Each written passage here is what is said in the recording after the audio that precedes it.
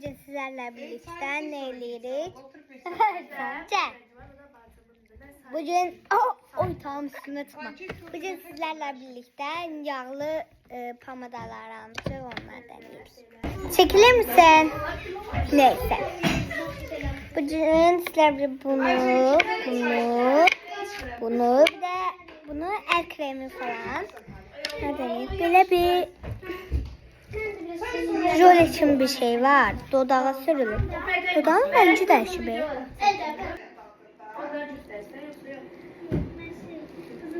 Bayağı geçerli. İndi ise bunu deneyirik. Bu da bir dodak yağıdır. Belə. Geldik deneyirik. Bu biraz şeydir, bütöv gəlir parmaq. Də baxım görüm. Dodak balzamıdır. Nəlidir görənmədim. Yazmayayım. Bu da çox gözəldir.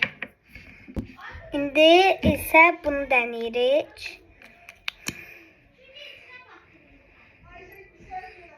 Dodak yağının üstüne gloss. Kikodan olsun istiyorum. Ama Kiss'ten. Evet.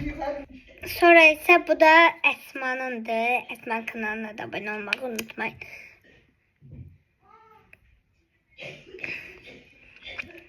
Esma'nınki renklendirilmiş.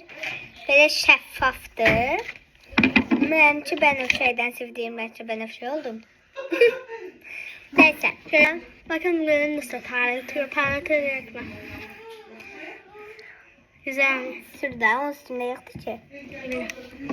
Videomu çaldı.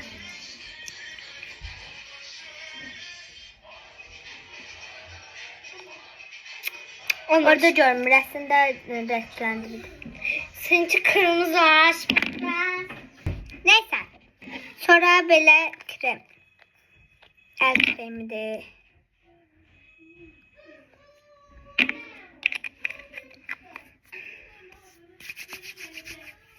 Böyle yağlı değil. Çok yağlı da. Benim şu anda birbirinden kayır. Ya çok yağlı ya da ben çok vurdum.